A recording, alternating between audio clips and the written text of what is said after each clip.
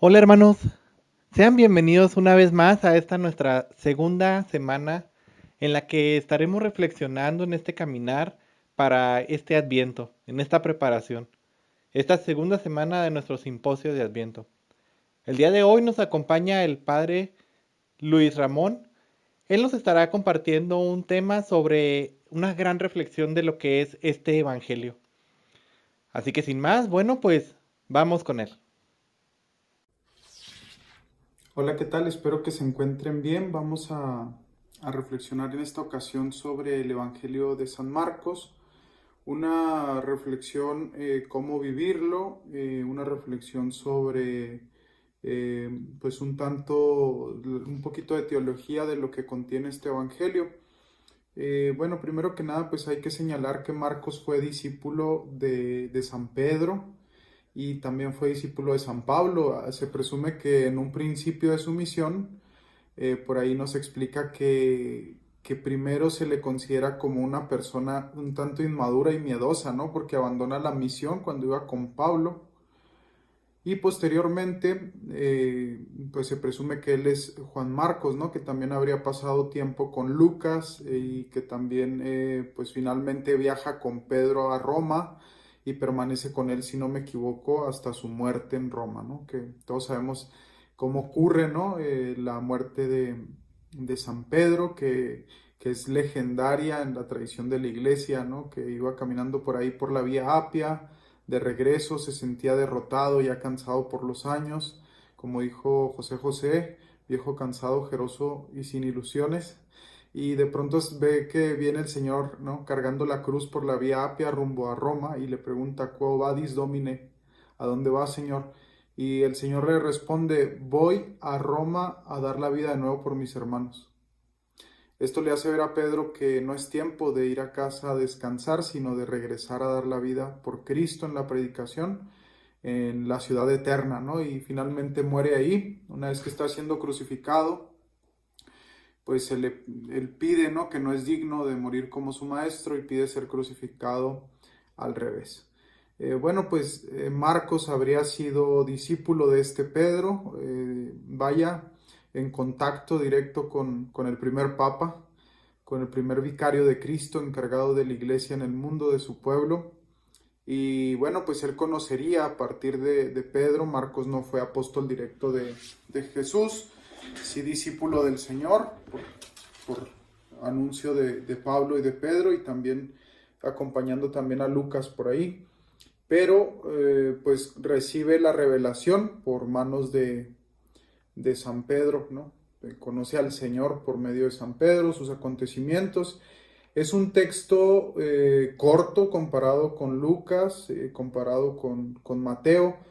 Marcos no se detiene a alargar los discursos del Señor, ¿no? Como por ejemplo Lucas, que agrega,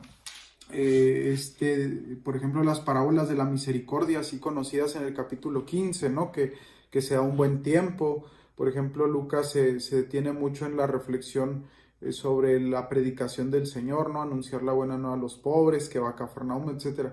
Eh, Marcos parece que aprovecha los pergaminos, ¿no? Y es muy sintético. Algunos piensan que habría estado mutilado, pero en realidad tiene un propósito muy grande, ¿no? Este evangelio está bien esquematizado. Y bueno, y por otro lado, por ejemplo, vemos en San Mateo, a diferencia de San Marcos, que se extienden los discursos escatológicos, ¿no? Cuando el Señor empieza a hablar del final de los tiempos, cuando empieza a hablar de cuando Él vendrá en su gloria. Marcos es súper escueto, a diferencia de la catequesis que ofrece Mateo, de la catequesis que ofrece Lucas. Lucas es el evangelio de los pobres, ¿no? Está dirigido a la gente vulnerable, ¿sí? Y Mateo está dirigido a aquellos que se habrían convertido del judaísmo al cristianismo. Por eso encontramos que están citados muchas citas del Nuevo Testamento, perdón, del Antiguo Testamento en el Evangelio de San Mateo. Pero San Marcos es sintético. Y San Marcos asume la enseñanza de Mateo y Lucas, y él tiene este objetivo: enseñar lo que es necesario para que el pueblo se salve, para catequizarlo. Pero algo importante que hay que ver es que nos va revelando a Jesús. Jesús pareciera en el Evangelio de San Marcos que se va dejando ver, ¿no? Se va mostrando poco a poco, pero en ningún momento es nombrado como el Hijo de Dios, y esto es algo bien importante, porque la cumbre, el culmen del Evangelio de San Mateo consiste en que el Señor se proclame o sea proclamado como Hijo de Dios.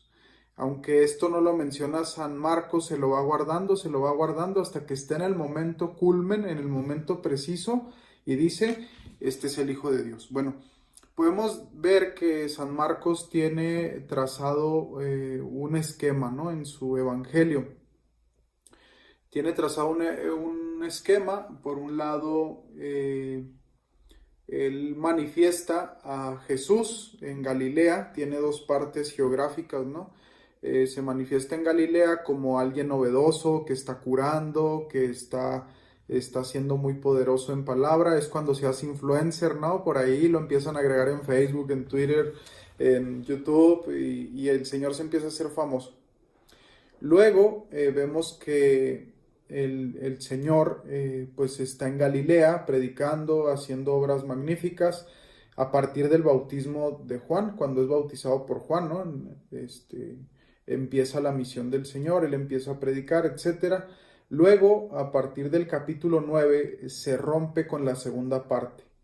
Y la segunda parte es la transfiguración, cuando por fin Él se manifiesta a sus discípulos como el Hijo de Dios, manifestado en su gloria. Todos sabemos el pasaje de la transfiguración.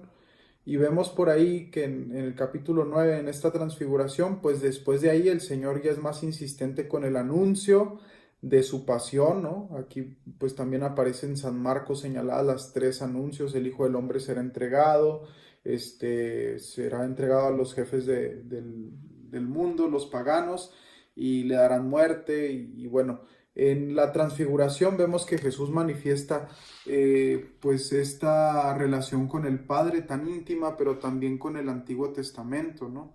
Su relación con Elías, con Moisés, que aparecen prácticamente dándole la razón a Jesús. Es decir, Él es la plenitud de la ley, Él es la plenitud de los profetas. Eso significa, ¿no?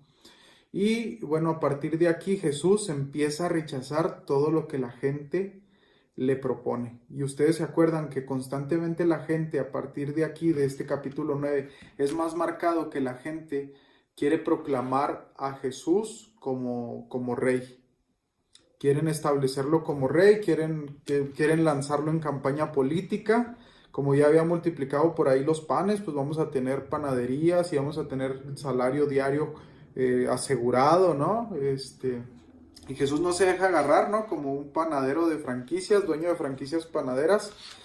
Y también vemos que por ahí quieren que Jesús sea su rey, porque pues también había sanado gente, ¿no? Ya no necesitamos de médico, no necesitamos de doctores, no necesitamos médico de gastos mayores. Entonces, pues un rey así, imagínense, ¿no? Comida para todos, salud para todos, eternidad para todos, ¿no? Porque aparece incluso hasta el Señor por ahí de repente cuando vemos las curaciones, y especialmente cuando la gente muere, ¿no? Y, bueno, pues resulta que Jesús era un boom primero, y ya después como que se les empieza a caer del nicho, porque Jesús no se deja atrapar.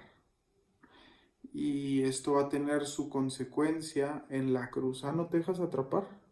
Pues ahí te clavamos en la cruz para que no te nos vayas. Y aquí es donde nosotros tenemos que empezar a reflexionar el Evangelio de San Marcos en cómo vivirlo.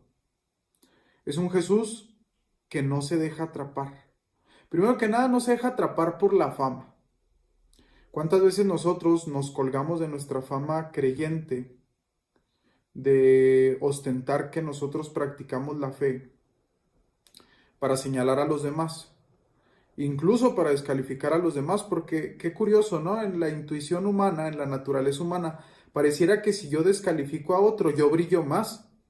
Pareciera que si yo señalo los errores del otro, yo soy impecable. Pareciera que si yo me dedico a hacer justicia por mi mano, yo soy justo.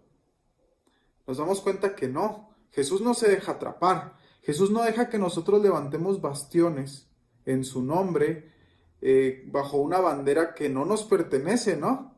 Queremos hacer reverencia con caravana, con sombrero ajeno. Por tanto, nosotros no podemos aprender a Jesús, es decir, no lo podemos agarrar, no lo podemos aprisionar, porque cuando nosotros queremos aprisionar a Jesús, sucede que si tú no perteneces a mi grupo de iglesia, entonces tú no te vas a salvar, eso le decimos entre líneas a la gente, ¿no? Si tú no perteneces a mi tipo de espiritualidad, tú no te vas a salvar. Y a veces vamos por ahí predicando un Dios a nuestro tamaño y no dejamos que Dios sea. Jesús no se deja aprender. Me gustaría como para poner así bien asentado este punto de que Jesús no se deja aprender y lo deja bien en claro. En los hermanos Karamazov aparece por ahí una narración en este libro de Dostoyevsky de el Gran Inquisidor, ¿no? El Gran Inquisidor era un cardenal que era muy sanguinario, lo pinta así Dostoyevsky, ¿no? En el tiempo de la Inquisición, de los inicios de la Inquisición, que pues se juzgaban a los hechiceros, a las brujas, por practicar magia, ¿no? Y practicar este tipo de ritualizaciones a los muertos, al demonio, etcétera, ¿no? Que bueno, nos da para un tema completo porque en fin de cuentas no es la Inquisición como nosotros muchas veces la pensamos, porque era un juicio legal. Pero pinta así al inquisidor, ¿no? Un cardenal, un obispo muy tremendo. Y de repente resulta que en la plena Edad Media empiezan a ver que hay un hombre que cura enfermos, que sana gente, resucita personas, multiplica los panes y de repente lo encarcelan y el cardenal que estaba a cargo de esta zona de la Inquisición va a ver quién era tal persona y se da cuenta que era Jesús. Y le dice, Señor, ¿cómo se te ocurre volver al mundo? Volver al mundo cuando al fin de cuentas nosotros podemos darte muerte de nuevo, ¿no?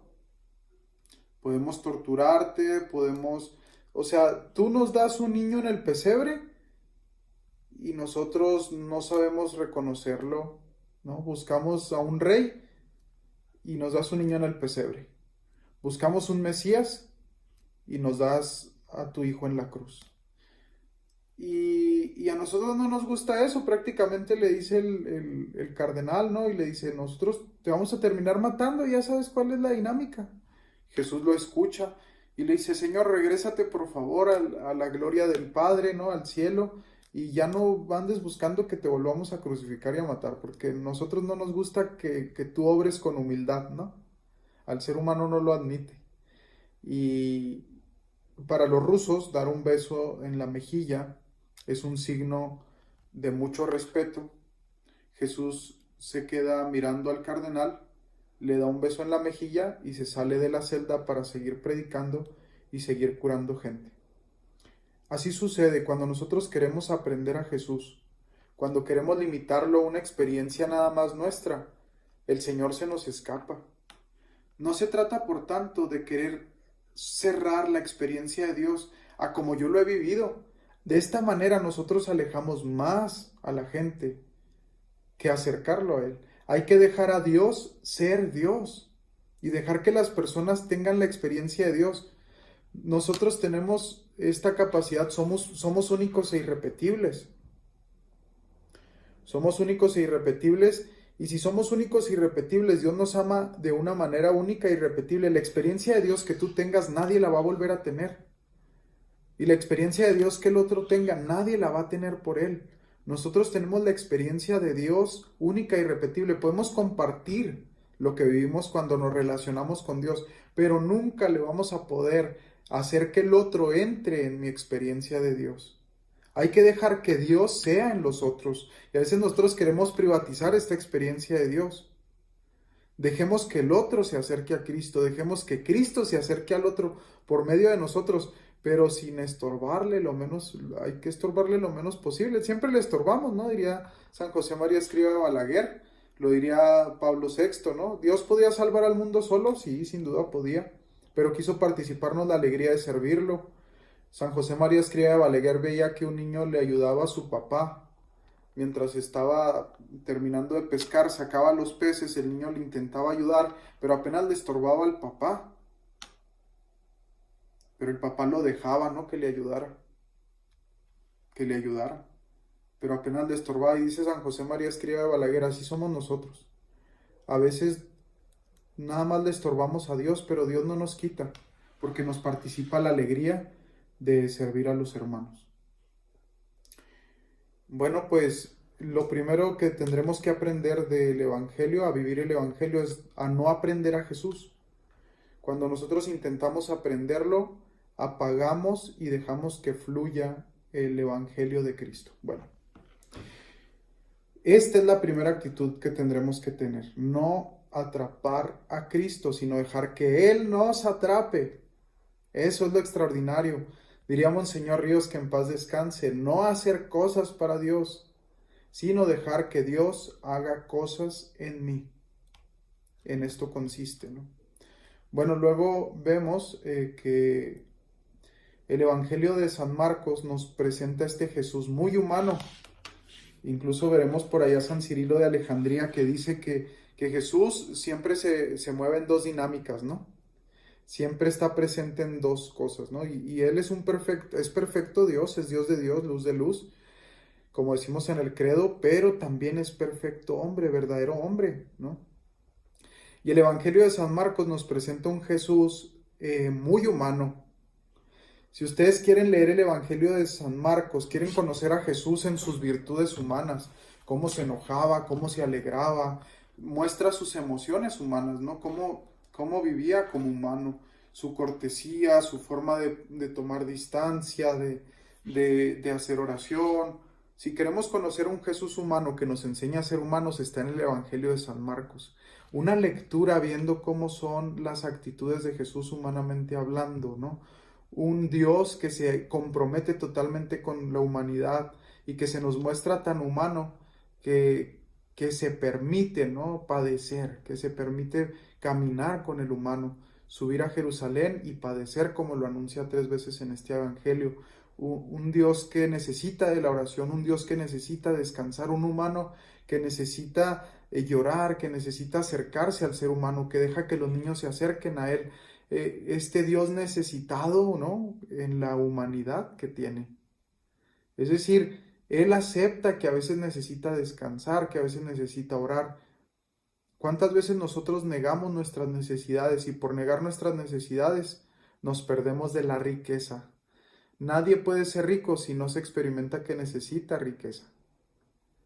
¿Cuántas veces nos quedamos en la pobreza porque no sabemos, y en la pobreza de virtudes, no estoy diciendo dinero, si nos quedamos en la pobreza de la experiencia de Dios porque no nos reconocemos necesitados de su misericordia, de su gracia? Bueno, pues resulta entonces que está aquí esta parte, ¿no?, del Evangelio. Jesús nos enseña, como decía Aristóteles, a enojarnos con la persona correcta, en el momento correcto y de la forma correcta. Al final de cuentas, cuando vamos viendo esto, pues el Señor nos enseña como un tercer punto práctico para vivir el Evangelio de San Marcos, a tener una inteligencia emocional sana.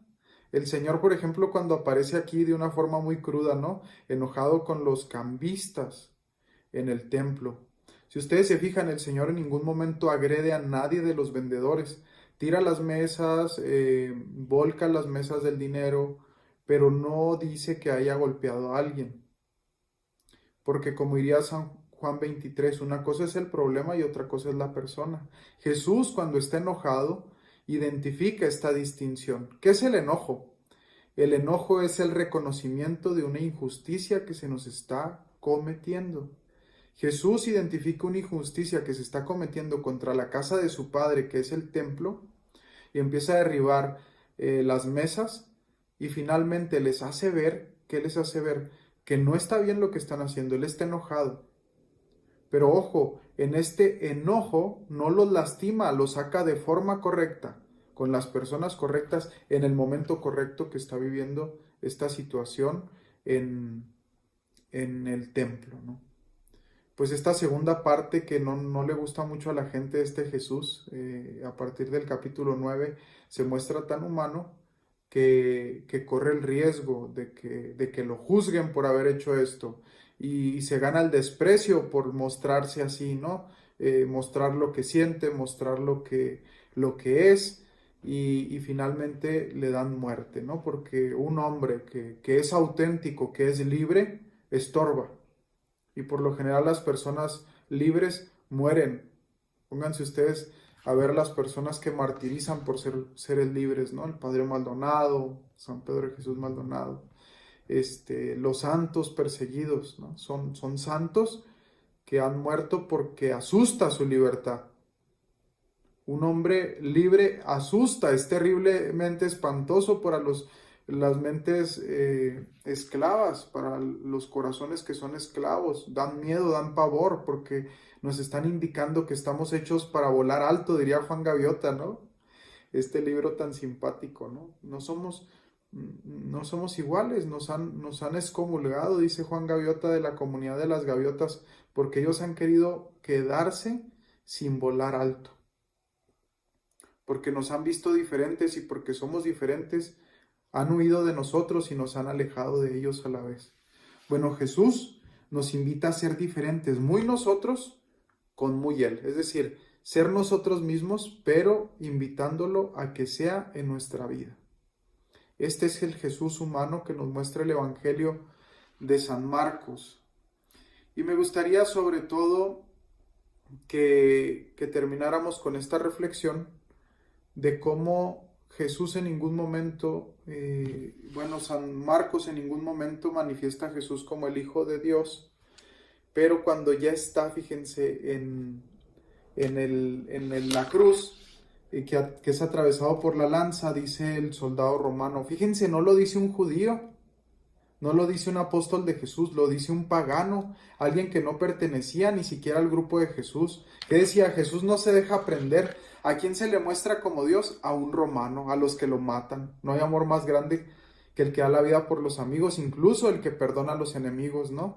¿A quién se le muestra como hijo de Dios? A alguien que podríamos pensar que ni lo merecía, porque las personas que pareciera que son más difíciles de amar es porque más lo necesitan. Y este romano es el que sale de sus labios y dice, este verdaderamente era el Hijo de Dios. Marcos 15:39. ¿En dónde se manifiesta Cristo en el Evangelio de San Marcos? En el fracaso de la cruz. Por eso se nos anuncia 3 veces. En el fracaso de la cruz se manifiesta Cristo. Y este es el cuarto punto que debemos aprender. La pedagogía del fracaso. Dice el Papa Francisco, cuando ustedes sientan que en sus proyectos personales y pastorales algo va mal, que no van las cosas muy bien que digamos, que no se nos olvide cuando nos salen las cosas mal, cuando fracasamos, cuando caemos, que no se nos olvide que el proyecto más grande de Dios terminó en un fracaso, en la cruz. Que no se nos olvide que se aprende más de un fracaso que de una victoria. Nosotros no aprendemos más cuando ganamos, sino cuando perdemos. No nos perdamos de la riqueza cuando sentimos que nuestra vida es descalabrada, que hemos sufrido dolores en nuestra vida. Todos hemos sufrido, todos hemos pasado situaciones de dolor y sufrimiento, hemos pasado traumas, abusos de todo tipo tal vez. Pero que no se nos olvide que Dios también habla a través de eso. Dios no quiere ninguna fatalidad, ni siquiera ningún tipo de muerte. Eso no está en el proyecto de Dios en el principio. Pero Dios sí quiere que muramos en su voluntad. ¿En qué consiste morir en su voluntad? Morir amando. Y morir amando no implica tener éxito, sino implica a veces vivir en el fracaso. Como San Francisco de Asís, como Santa Clara, que renuncian a su ostento noble, ¿para qué? Para hacer brillar el resplandor de la luz de Cristo resucitado en sus vidas. ¿Cuántas veces tenemos que abandonar 1000 cosas en el fracaso para que brille la luz de Cristo? Como dice el mismo San Juan Bautista, que yo disminuya y que Él crezca. Conviene que yo disminuya y que Él crezca. Bueno, ¿cuántas veces en las disminuciones de nuestra vida es cuando encontramos a Cristo en nuestra vida? Ahí en las disminuciones de nuestra vida, donde pensamos que no tiene sentido el fracaso, ahí Dios hace florecer. ¿De dónde hace florecer Dios? Nos dice el Evangelio de San Marcos, las cosas más extraordinarias nos hace florecer a partir del fracaso. Pues a partir del fracaso, de este fracaso de la cruz, dirá al final San Marcos, florece lo más grande, que es la resurrección de Cristo. Pues que aprendamos a florecer, a echar semilla en la cruz, para que luego podamos florecer en la resurrección. Y la mejor forma de vivir fracasados no es quedándonos en el fracaso, sino buscando ayuda. Ayuda porque me maltratan, ayuda porque tengo una enfermedad, ayuda porque tengo necesidad de esto.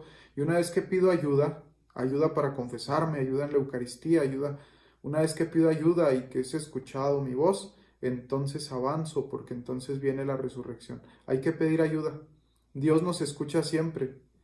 Incluso cuando hemos muerto le pedimos ayuda y nos da una vida sin fin. Dios los bendiga, que pasen muy buen día y espero que les sirva esta reflexión del Evangelio de San Marcos para que sea en estos momentos de gracia y bendición para cada uno de ustedes. ¿Qué tal? ¿Cómo se les hizo este tema? A mí realmente me gustó. Bueno, padre, queremos agradecerle por este momento que ha compartido con nosotros, por esta reflexión, este tema que nos introduce un poco a este significado y a esta vivencia junto con el Evangelio. Bueno, hermanos, pues eso ha sido todo por el día de hoy. Los invitamos a que nos sigan acompañando este próximo jueves. Viene el tema Soltar para recibir, un tema bastante interesante que nos ayudará esta semana a seguirnos preparando para este Adviento.